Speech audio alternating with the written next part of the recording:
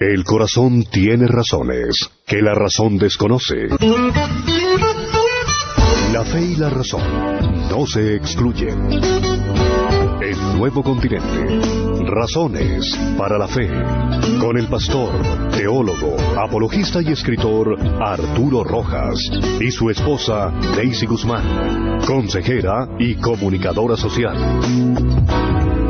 Razones para la fe.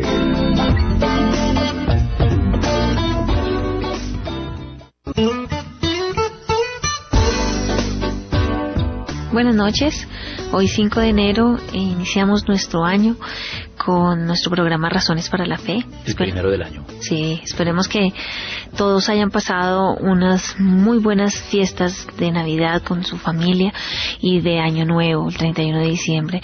Y pues aquí estamos de nuevo frente al cañón, comenzando un nuevo año. Nuestro segundo año, y ya este va a ser completo, Dios mediante, porque el año anterior arrancamos fue como en marzo, ¿no? Sí, más o menos. En el programa, así que bueno, ya vamos a tener un año completo de programas. Sí. 2015. En el mes de diciembre abordamos temas como el dinero, bendición o maldición, la Navidad, mitos y verdades, los alimentos y el Evangelio. Estuvo como interesante. Estuvo movido, sí, aquí por lo menos ahí, sí. Nosotros. Así que ustedes ya saben que están esos programas colgados. Si se los perdieron porque estaban de vacaciones, están disculpados porque en diciembre también es tiempo de vacacionar.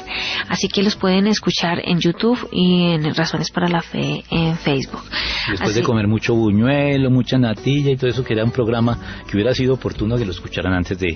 Bueno, pero ahorita se ponen juiciosos ya. Y pienso que en el 2015 arrancamos con propósitos, con metas, con retos. Y pienso que uno de los propósitos es tener buena salud y pues así como prospera nuestra alma. La parte espiritual, también la parte física es importante. Veíamos una investigación científica hecha hace algunos días que decía que está comprobado que los buñuelos se encogen la ropa, ¿no? Sí, qué horror. Esperemos que ya la ropa esté más suelta por estos días.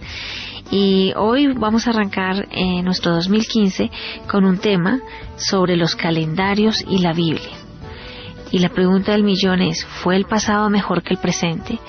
Esto para todos los melancólicos que echamos a mirar atrás pensando nostálgicos, sí, que todo pasado fue mejor y que es que no hay como lo pasado.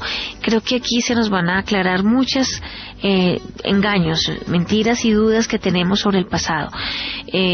No solo hablando del 2014, sino de nuestro pasado como seres humanos. Así que mi primera pregunta es, el cambio de un año a otro pues nos lleva a, como te digo, a replantear muchas cosas y a preguntarnos, ¿contaban el tiempo los judíos como lo hacemos nosotros hoy? No, los judíos no contaban exactamente el tiempo como lo hacemos nosotros hoy. Aquí entramos en el tema de los calendarios, ¿no? Que es pues el tema de hoy y que viene muy al punto cuando hacemos un cambio de año, ¿no? En el año nuevo. Sí. Reflexionamos sobre estos asuntos. Los judíos tenían un calendario diferente al nuestro, porque el calendario de ellos tenía una base lunar, era un calendario lunar. Bueno, no estrictamente lunar, es nuestro solar. Lo que domina en nuestro calendario son los ciclos del Sol en relación con la Tierra, es decir, cuánto se demora la Tierra en dar una vuelta completa alrededor del Sol, que es lo que se conoce como el año trópico. Para ellos, para los judíos, lo que tenía más prioridad no era el año trópico, sino era lo que se conoce como el mes lunar, sí, las fases de la luna. Entonces, ellos seguían más un calendario lunar. Ahora, no era estrictamente lunar, porque resulta que el calendario lunar tiene un desfase en relación con el año trópico, y ese desfase hay que estarlo arreglando cada 3 o 4 años. Hay que introducir todo un mes nuevamente para hacer el ajuste, porque si no el desajuste al cabo de 10 años, de 20 años es completo. Entonces ellos tenían que introducir en su calendario lunar cada 3 o 4 años un mes adicional, así como nosotros introducimos cada 4 años un día adicional. Ellos tenían que introducir todo un mes adicional cada 3 o 4 años para hacer el ajuste, pero el calendario de los judíos era lunar. Así que eso explica por qué a veces hay tanta dificultad para fechar acontecimientos que están narrados en la Biblia desde la óptica moderna, desde la óptica actual, porque implica no solo devolverse en el tiempo y hacer cálculos hacia atrás, sino también considerar que la manera en que fechaban los acontecimientos los judíos era diferente a la manera en que lo hacemos hoy. Entonces, respondiendo a tu primera pregunta, no, los judíos no cuentan el tiempo como lo hacemos nosotros hoy. Los calendarios lunares fueron los primeros que se impusieron en la antigüedad. Más bien eran muy pocos los pueblos de la antigüedad que tenían calendarios solares. Casi todos los pueblos de la antigüedad tenían calendarios lunares. Pero con el tiempo se hizo necesario esos ajustes tan extensos. Es que un mes comparado con un día, pues, obligaron a que empezaran a considerar más bien el año trópico como base de sus calendarios. Eso sucedió con los romanos. En los romanos hay un cambio.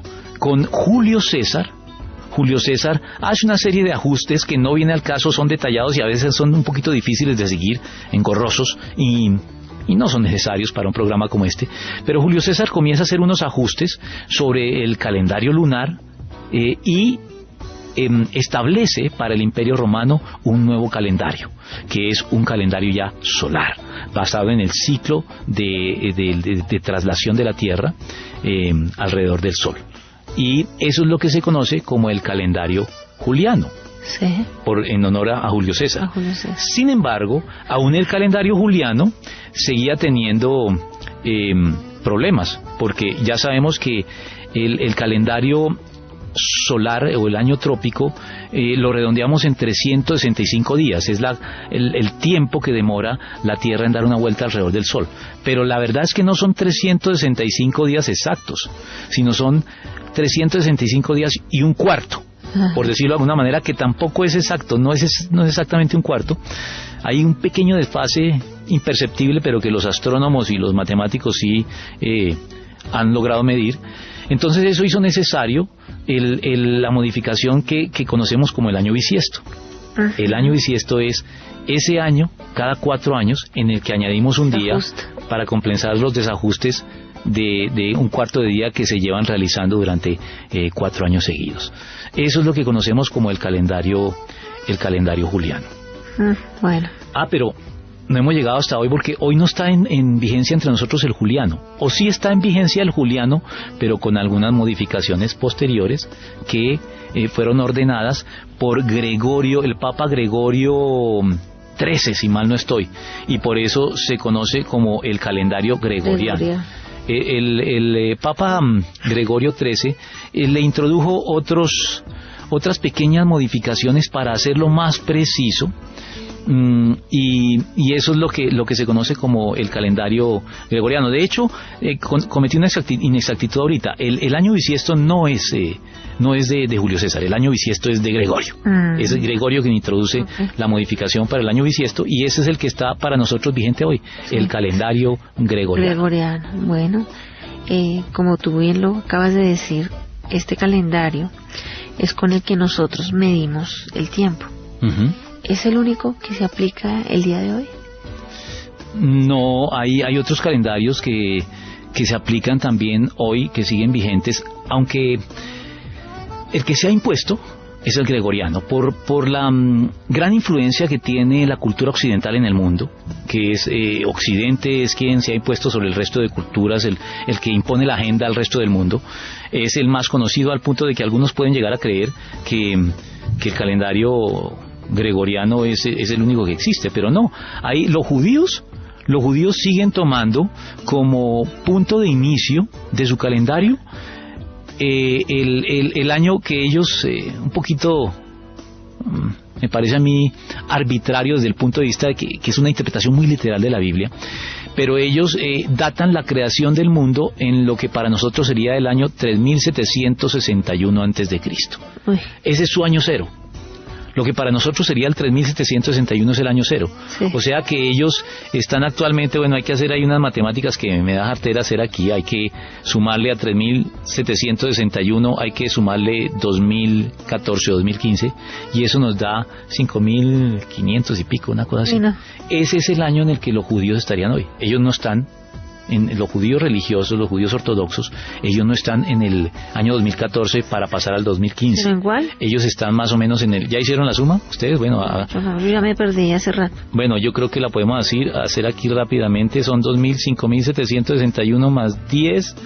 71, 75, 76, o sea, 5.776, más o menos sería el año en que se encuentran los judíos hoy. Y ese es un calendario diferente al nuestro.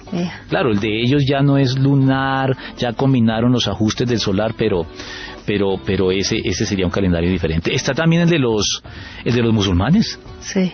Los musulmanes comienzan a contar el tiempo en el año 622 después de Cristo y es un calendario también lunar.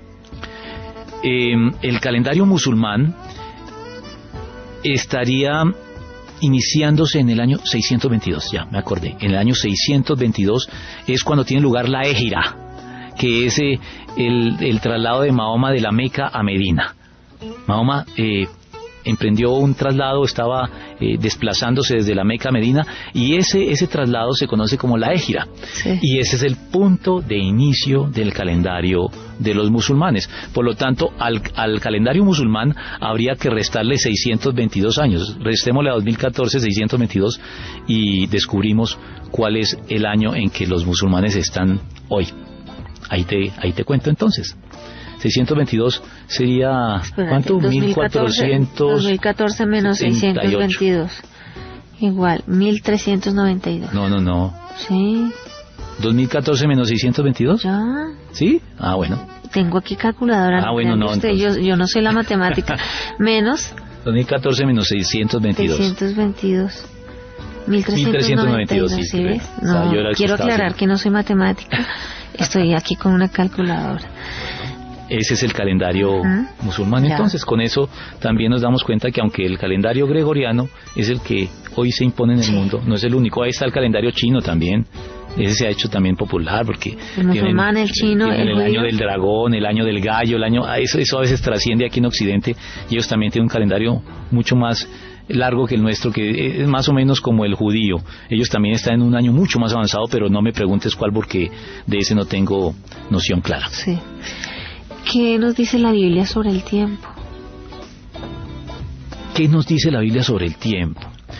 Bueno, la Biblia nos dice muchas cosas sobre el tiempo. Nosotros tenemos, de hecho, en nuestro programa de estudio de la unidad educativa una materia que se llama Administración del Tiempo. Y es precisamente eso lo que nos dice la Biblia. La Biblia nos dice que los cristianos debemos administrar bien el tiempo. Por allá en la epístola a los Colosenses y tal vez en Efesios también dice que hay que redimir el tiempo, hay que aprovechar el tiempo, porque los días son malos. Sí. Es decir, no se equivocaron los anglosajones cuando acuñaron la frase que el tiempo es oro. El tiempo es muy valioso. El tiempo hay que aprovecharlo, no hay que dejarlo irse entre las manos de manera estéril e infructuosa. Una de las cosas que la Biblia dice es que los seres humanos tenemos que aprovechar bien el tiempo, tenemos que administrarlo de manera correcta. Y además de eso, fíjate lo que dice la Biblia, que eso para muchas personas de hoy sería algo revelador. La Biblia dice que cuando administramos bien el tiempo, hay tiempo para todo. Sí. Eso lo dice Eclesiastés capítulo 3 versículos 1 al 8. Todo tiene su tiempo, y todo lo que se quiere debajo del cielo tiene su hora.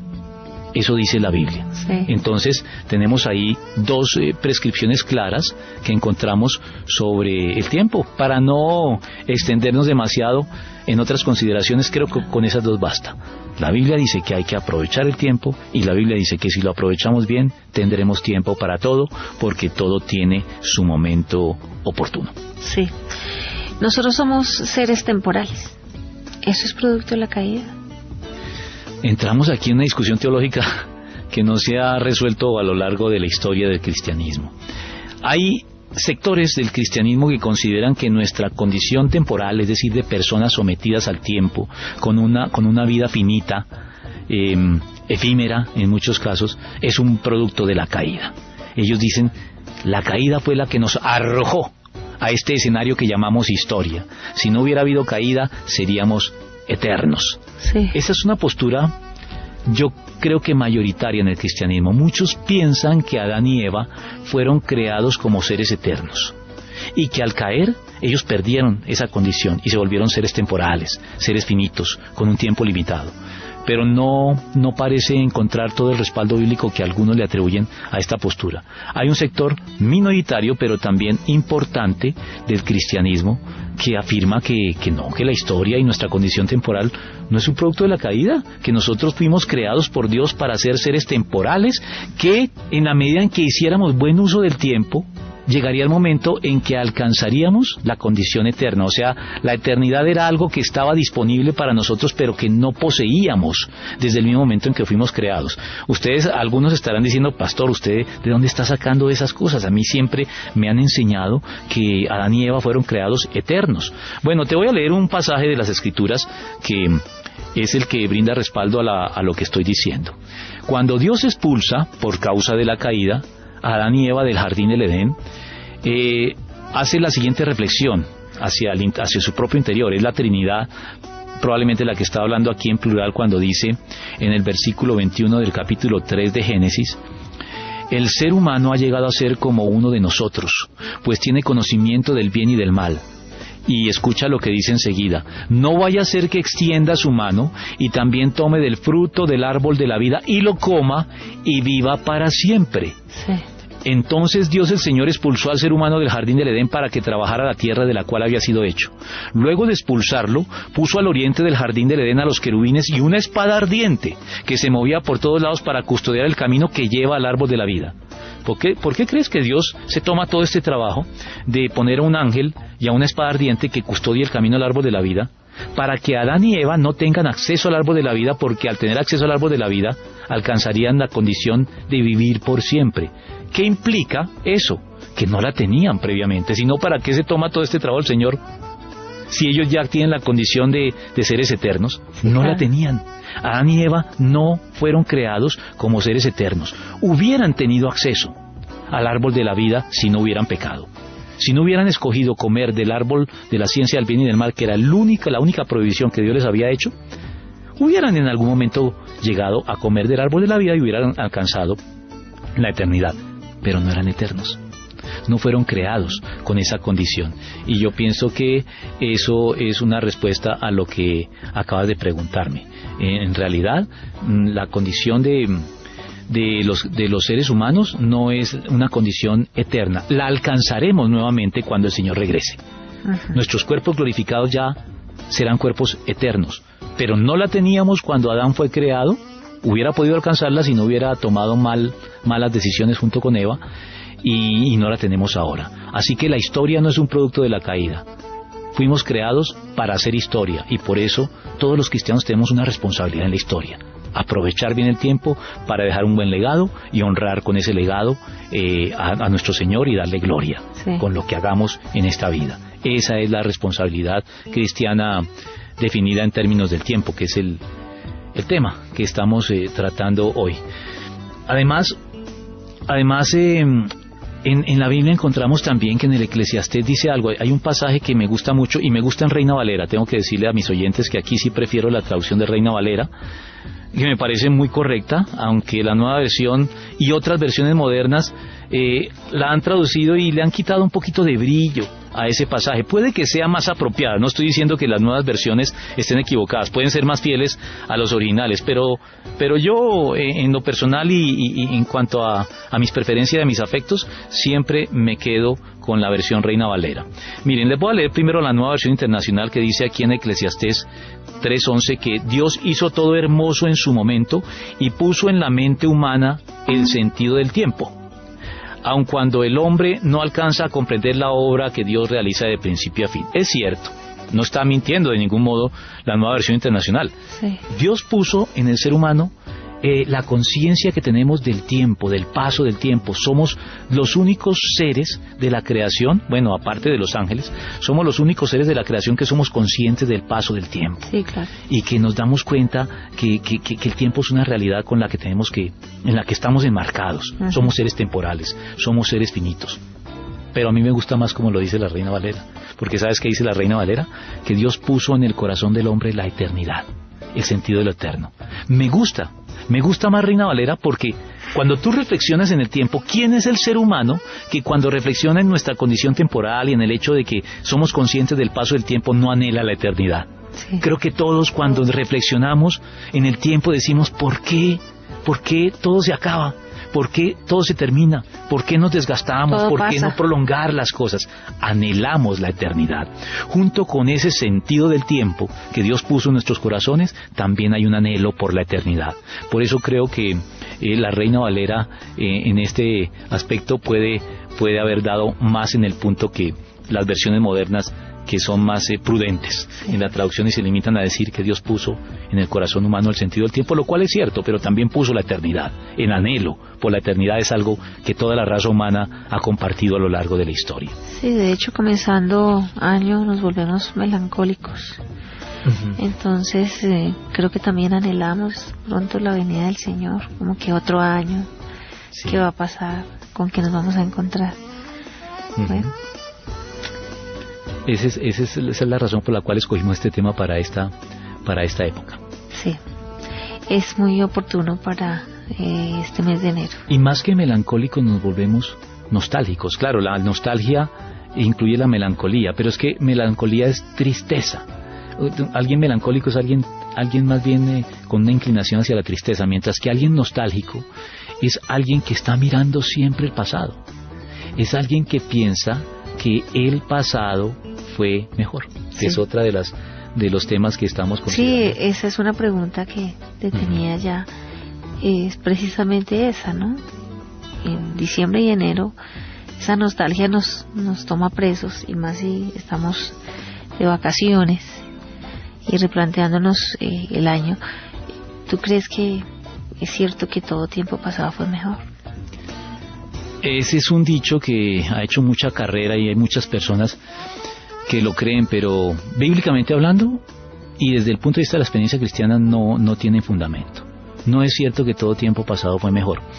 Esta es una creencia tal vez que cuando llegamos a la tercera edad ya, cuando somos ancianos tal vez en algunos pueda ganar fuerza esa creencia. Claro, ya pasaron lo que llamamos nuestros años mozos, el tiempo en que estábamos jóvenes y con todo el vigor y con toda la energía para hacer muchas cosas que ya no podemos hacer, y eso nos lleva a pensar engañosamente que todo tiempo pasado fue mejor. Sí. Pero el mismo Eclesiastés también dice en el capítulo 1, dice, todas las cosas hastían más de lo que es posible expresar. Estoy leyendo el versículo 8. Ni se sacian los ojos de ver, ni se hartan los oídos de oír.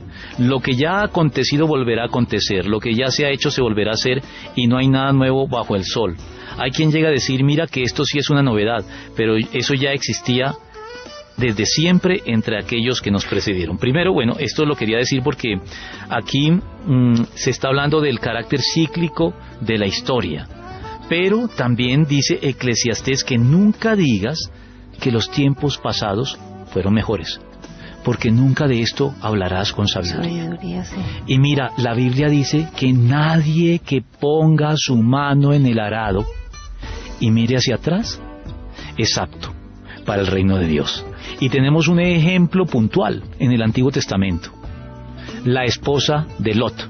Sí. ¿Recuerdas que cuando los ángeles llegaron a librarlos a ellos de la destrucción de Sodoma y Gomorra, los libraron y los sacaron y los rescataron y los guiaron y los dirigieron para que salieran fuera de la ciudad? Pero les dieron una instrucción, les dijeron no vuelvan a mirar atrás. Sí. Pero claro, la nostalgia dominó a la esposa de Lot, y ella, huyendo de Sodoma y Gomorra, volteó a mirar hacia atrás y quedó convertida en estatua de sal. Más allá del hecho histórico como tal, esto tiene mucho simbolismo.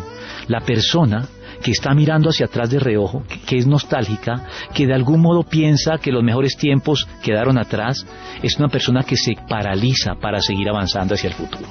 Queda como la esposa de Lot, convertida en una estatua paralizada. Sí, es cierto. No se proyecta hacia el futuro porque siempre está mirando los años de gloria en el pasado. Y eso es contrario. O la desgracia del pasado. Sí. Hay mucha gente que se queda viendo anda como estatuas de sal. Se quedan aquilosados, se quedan ahí estancados y no pasa nada. Y en el cristianismo eso no tiene fundamento, porque el apóstol Pablo cada día que pasaba decía, eso está en un pasaje de sus epístolas, dice, hoy está más cerca el día de mi salvación que cuando creí. Sí. Piénsalo, cada día que pasa, la consumación de tu redención está más cerca. Cada día de nuestra vida que pasa significa que la segunda venida del Señor está más cerca. Por lo tanto, si lo que anhelamos es la segunda venida del Señor y la instauración de su reino en la tierra, nunca podemos mirar hacia el pasado, porque tenemos que mirar hacia el futuro. El futuro está siempre delante de nuestros ojos, y los cristianos deben siempre tener una visión hacia el futuro, sí, y no quedarse anclados en el pasado. Entonces, no es para nada bíblico la creencia en que todo tiempo pasado fue mejor. Los cristianos miramos hacia el futuro, y aunque estemos deteriorados físicamente, porque puede ser una razón, es que ya estoy viejito, yo tuve mejores épocas, es cierto, pero tal vez tuviste mejores épocas en cuanto a fortaleza, en cuanto a la capacidad que tenías para hacer cosas, pero no tenías la experiencia. Ni la sabiduría que adquiriste. Y además el apóstol Pablo dice que aunque nuestro hombre exterior se deteriore, el interior se renueva de día en día. Eso ya es algo que está sucediendo en la actualidad. Sí. Ese es un pasaje que se aplica a los cristianos. Los cristianos puede que con el paso del tiempo, yo soy una persona que hago deporte, tengo ya 50 años, aunque no me lo crean. Pareces de 35. Bueno, gracias, mi amor. Espero que tú me lo digas de ese modo. Pero yo siempre he hecho deporte y me gusta correr, y soy muy competitivo al correr, pero ya hace de unos 3 o 4 años para acá que retomé de nuevo con mucha disciplina el correr, ya me tuve que resignar a que los mejores tiempos que hacía en mi juventud ya estoy lejos de ellos, ya no puedo aspirar a tener las mismas marcas, sí, que tuve a los 20, 25 años. Ya. Y otra cosa de lo que no te puedes resignar es que tu hijo ya te está ganando. Sí, pero fíjate 19 años contra 50. Hay un dicho que tal vez no tiene mucha cabida en el cristianismo, pero tiene razón por lo que menciona el diablo, pero es un dicho popular que dice más sabe el diablo por viejo que por diablo, ¿no? Sí. Que es un dicho popular que lo que quiere transmitir es que la experiencia puede valer más que la juventud. Claro, pero en términos de velocidad, en términos de velocidad, 19 años contra 50. Sí, no hay nada, no puedo competir ya con él.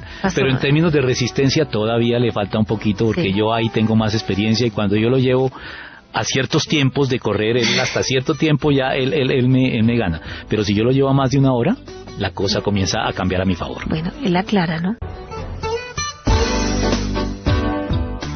Bueno, estamos en nuestro primer programa del año de Razones para la Fe. Continuamos con nuestro tema, los calendarios y la Biblia. ¿Fue el pasado mejor que el presente? Entonces estábamos aquí hablando de cómo el tiempo no pasa en vano. Uh-huh. Y nuestro pastor Arturo se resiste a que su hijo ya le gana.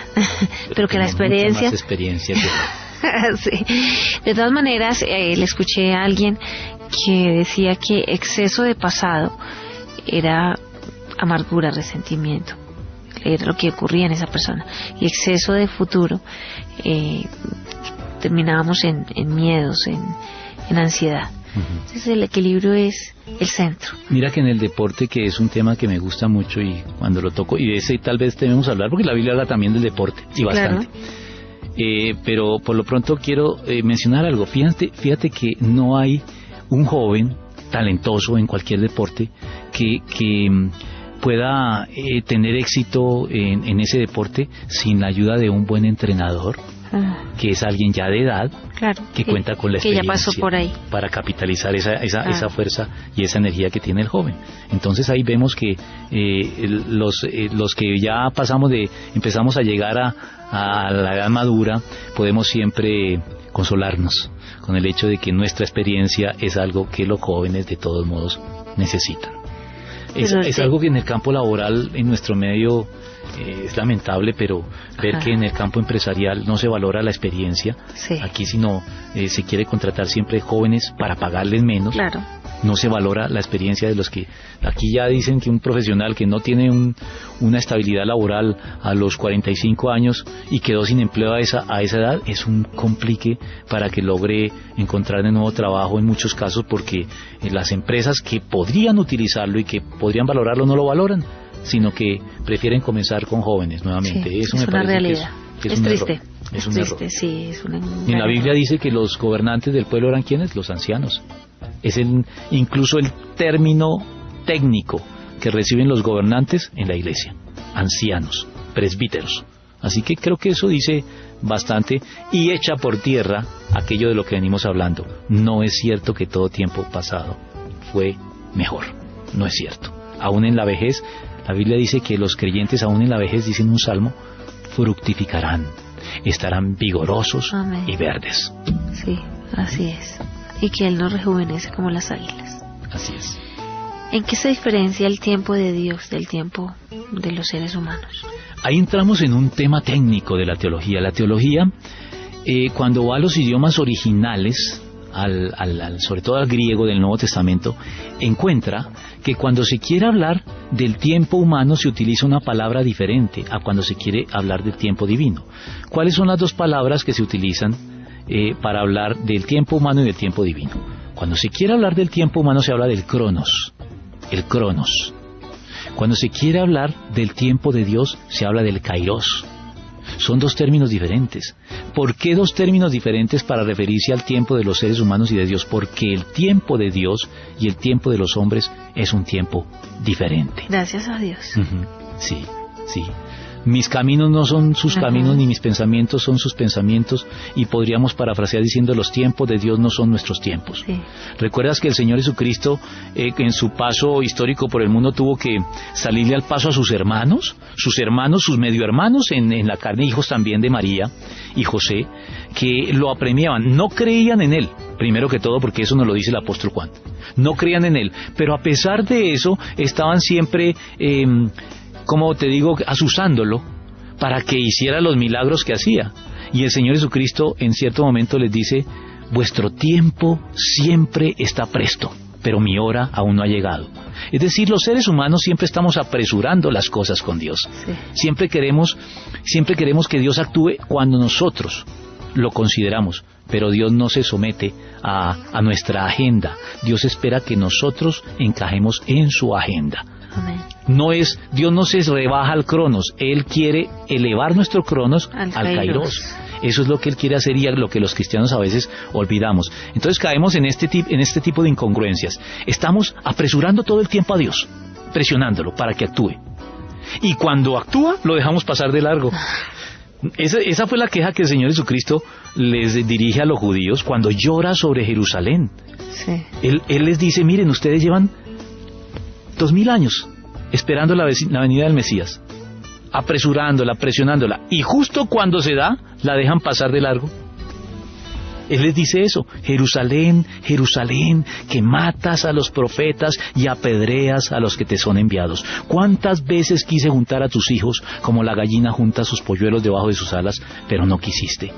Por lo tanto, hoy tu casa es dejada desierta por cuanto no conociste el día en que Dios vino a visitarte.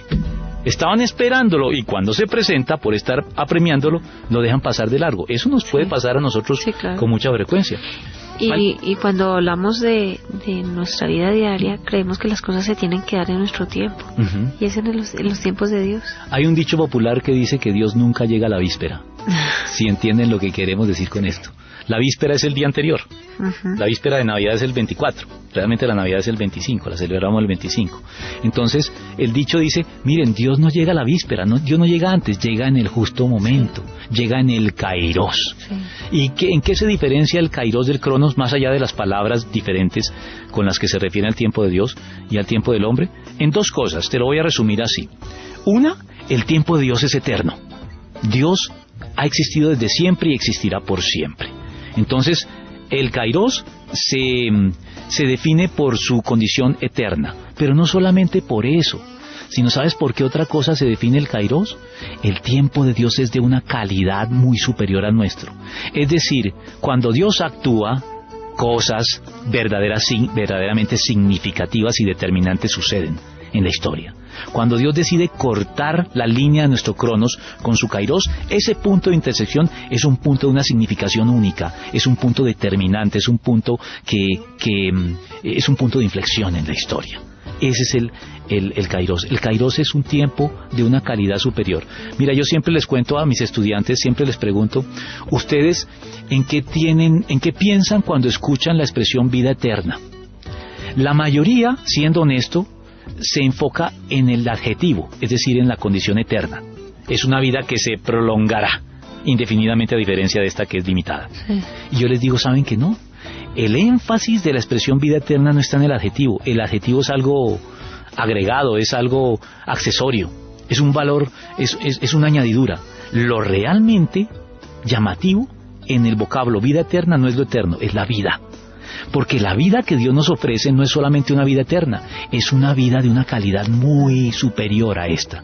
A mí no me llama la atención, te lo digo, que alguien me dijera, mire, le voy a prolongar su vida actual, en las circunstancias y condiciones actuales, se la voy a prolongar por toda la eternidad. ¿Te parece atractivo eso a ti? No. A mí no me parece, yo no quiero vivir eternamente esta clase de vida.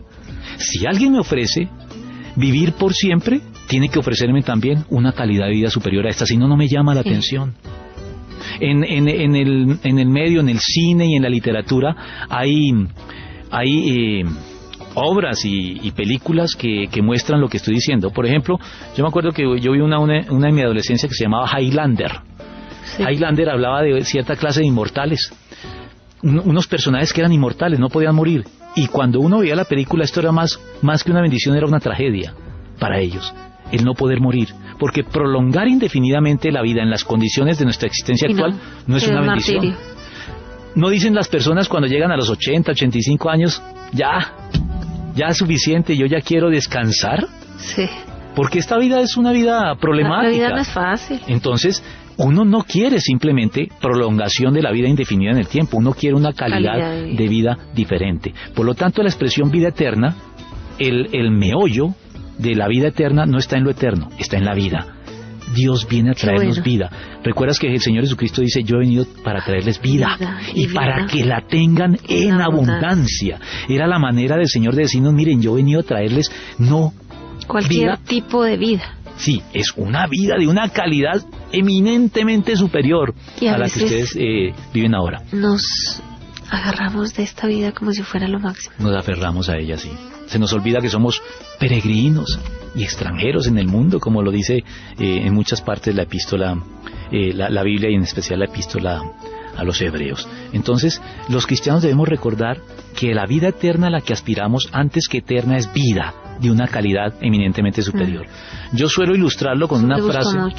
Una frase de Randy Alcorn, que escribió un libro que se llama El Cielo, donde hace un tratamiento teológico muy juicioso y muy interesante del reino de Dios, de lo que llamamos popularmente el cielo. Y él dice esta frase: oído, señores cristianos, porque esta es una frase que es memorable y que si la tenemos presente nos ayuda a ver las cosas en la perspectiva correcta. Él dice, lo mejor de la vida en la tierra es un vistazo del cielo. Lo peor de la vida en la tierra es un vistazo del infierno. Lo más cerca que los creyentes estarán del infierno es esta vida. Lo más cerca que los incrédulos estarán del cielo es esta vida. Entonces, cuando hablamos de una calidad de vida superior, hagamos este ejercicio. Pensemos en los mejores momentos, los que hemos atesorado en nuestra memoria y en nuestra historia personal, los más gratificantes que hemos tenido en esta vida. Bueno, una vez que los identifiques, ese es un pequeño abrebocas, un simple aperitivo de lo que es la vida eterna que Dios nos ofrece. Qué bendición. En el reino de Dios. Sí. Entonces, yo pienso que esas cosas hay que tenerlas presentes, porque si no, nuestra vida termina siendo como el retrato de Dorian Gray, que es la obra literaria tal vez que habla de esto también. ¿Recuerdas que Dorian Gray no podía morir? Porque él tenía un retrato en el cual se manifestaban todas las miserias de su vida, no se daban en él. Él seguía siendo joven y viviendo indefinidamente, pero el retrato, cuando lo miraban, el retrato sí mostraba toda la podredumbre y la degeneración en la que Dorian Gray, con su estilo de vida licencioso, había incurrido. Prolongar la vida indefinidamente es como el retrato de Dorian Gray. No vale la pena. No vale la pena de ese modo. Por lo tanto, el tiempo de Dios tiene que ver con calidad. Y la iglesia tiene un deber. La iglesia tiene que identificar el momento en que Dios actúa y actuar con Él, actuar en sincronía con Él.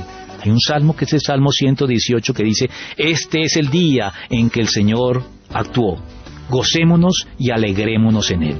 Discernir las señales de los tiempos tiene que ver con identificar cuando Dios cruza nuestra línea cronológica y estar allí para actuar junto con Él. Que Dios no actúe al margen de nosotros, sino que Dios actúe con nosotros y que nosotros formemos parte de lo que Él quiere hacer en el mundo. Eso es lo que la iglesia, me parece a mí, debe hacer para redimir el tiempo, porque los días son malos, y para encontrar el momento oportuno para todo.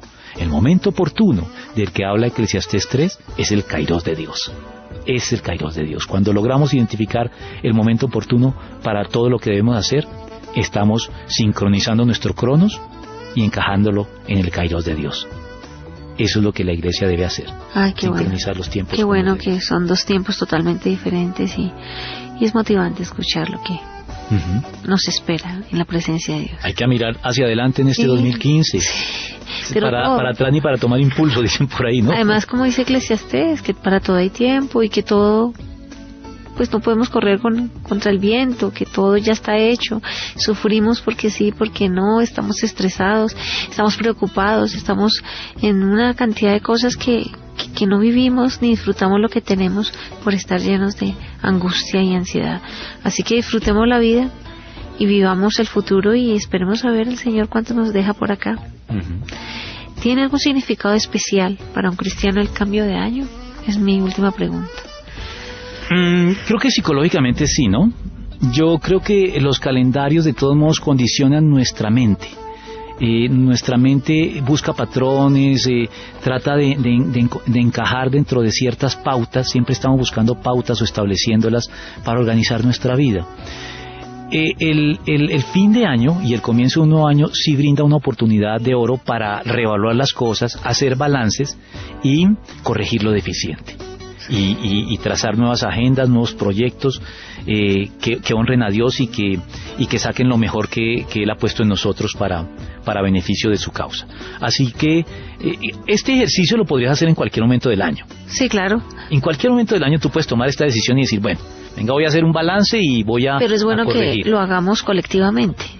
Sí, claro. Para ver si nuestra ciudad cambia. Los calendarios nos brindan esa cohesión, ¿ves? Los calendarios tienen que ver con todos. Yo puedo tener un calendario personal en mi vida, pero no afecta a los demás. Entonces esos cambios de años sirven para trazar nuevos propósitos individuales, pero no individualistas. Individuales sí, pero dentro de una colectividad también que está haciendo lo suyo también para alcanzar metas, propósitos. Entonces yo sí creo que desde el punto de vista psicológico, aunque este ejercicio lo podrías hacer en cualquier otra época del año, es muy propicio la finalización de un año y el inicio de uno nuevo. Sí, definitivamente. Así que creo que aquí sí hay un beneficio psicológico por lo menos para organizar tu agenda. No. Y es una bendición en la oportunidad que Dios nos da de vivir en nuestro cronos un año más y que lo podamos vivir planificado en oración, tratando de mejorar lo que no hicimos bien el anterior y de aportar y dar y seguir sirviendo y ser los mejores cristianos, los mejores seres humanos en este planeta Tierra. Estamos en un periodo de prueba. Los cristianos deben recordar eso. Nuestra vida actual es un periodo de prueba.